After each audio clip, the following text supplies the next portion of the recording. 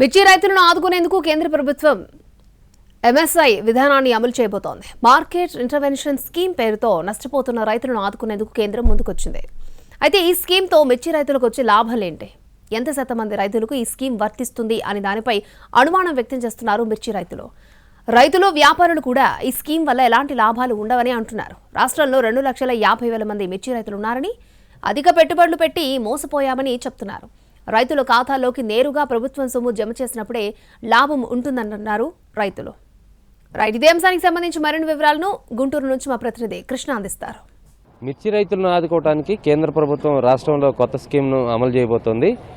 MIS market intervention scheme అనే పేరుతో వస్తున్నటువంటి ఈ స్కీమ్లో సాధారణంగా రైతులు పెద్ద ఎత్తున నష్టపోయినప్పుడు, అంటే ఉద్యానవన పంటలు కానీ అదేవిధంగా వ్యవసాయ ఉత్పత్తులు కానీ హెచ్చుతగ్గులు గణనీయంగా ఉన్నప్పుడు, గత మార్కెట్ కంటే ఇప్పుడు మార్కెట్లో 10% కన్నా అదనంగా వ్యయాలు తేడా వచ్చినప్పుడు ఖచ్చితంగా ఈ స్కీమ్ అమలుపరుస్తూ ఉంటాయి.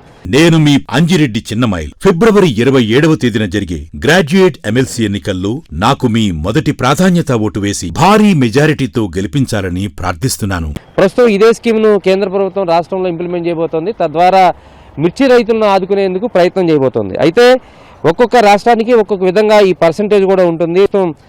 రాష్ట్ర ప్రభుత్వంతో చర్చలు జరిపిన వ్యాపారులు కూడా ఉన్నారు. వాళ్ళని అడిగి తెలుసుకుందాం. మార్కెట్ ఇంటర్వెన్షన్ స్కీమ్ కేంద్ర ప్రభుత్వం అమలు చేయబోతుంది కదా, దాని వల్ల రైతులకు ఎలాంటి మేలు జరగబోతోంది? వాళ్ళు పెట్టిన స్కీమ్ ఏంటంటే, కేంద్ర ప్రభుత్వం ఇచ్చిన దానికి 11,860 రూపాయలు, 780 రూపాయలకి దానికంటే తక్కువ అమ్ముకున్న మిర్చి రైతులకి ఒక 25% స్కీమ్ పెట్టారు. దానికి అంటే దానికంటే తక్కువ అమ్ముకున్న వాళ్ళకి కింటాకి ఎంతైతే మార్జిన్ ఉందో వేరియేషన్, దాని వరకు 25% సబ్సిడీ ఇస్తామని చెప్పి కోరారు వాళ్ళు. వీళ్ళు ఏమంటున్నారంటే, రైతులు మాకు అలా వద్దు, ఎంతో కొంత మేము మిర్చి పంట వేసిన రైతులకి మమ్మల్ని ఎకరానికి ఇంత అని చెప్పి ఆదుకోండి అని చెప్పి ముఖ్యమంత్రి గారిని కోరారు. దాని మీద కూడా ఆలోచిస్తామని చెప్పారు. ఇప్పుడు చెప్తున్నారు కదా 25% రైతులకు అందజేస్తాం అనేది, అంటే ఎట్లా 25% రైతులు అమ్ముకున్న దాంట్లోనా, లేకపోతే రైతులు అమ్ముకునే దాంట్లో ఆ రేట్ డిఫరెన్స్ వాస్తవంగా మన మీటింగ్లో అక్కడ పెట్టింది ఏంటంటే రేటు డెఫిషియన్సీ. అంటే రేటు ఒక ఫిక్స్డ్ రేట్ అంటే అడిగాం, ఎకరానికి ఎన్ని క్వింటాలు చొప్పున 117 రూపాయలు ఫిక్స్ చేశారు. రైతుకి అది ఏ విధంగా వర్కబుల్ అవుతుందంటే 2,34,000 రూపాయలు దగ్గర ఎకరానికి అయితే ఇండైరెక్ట్గా ప్రభుత్వం కూడా ఒక అంచనాకు వచ్చింది ఒక ఎకరానికి వ్యవసాయం చేస్తే. రైతాంగం కొన్ని సమస్యలు వేరు, మీకు మార్కెటింగ్లో ఉన్న సమస్యలు వేరు. రైతాంగం ఇప్పుడు వాళ్ళు పెట్టుబడులు పెట్టారు, వాళ్ళ సరుకు అమ్ముకోవాలి, వాళ్ళకి పెట్టిన పెట్టుబడి వెనక్కి రావాలి. ఏం చేస్తే వాళ్ళకి నష్టం జరగకుండా తిరిగి వాళ్ళు మళ్ళీ సాగు చేసే పరిస్థితి ఉంటుంది? ఒకటండి, దిగుబడులు అని ఇంతవరకు అంచనాకు రాలేం. దిగుబడి ఏంటనేది ఏప్రిల్ 10కి కానీ ఒక ఎకరాకి ఎంత వస్తుంది ఏందనేది, వాతావరణ మార్పు అనేది మీ చేతిలో లేదు, మా చేతిలో లేదు.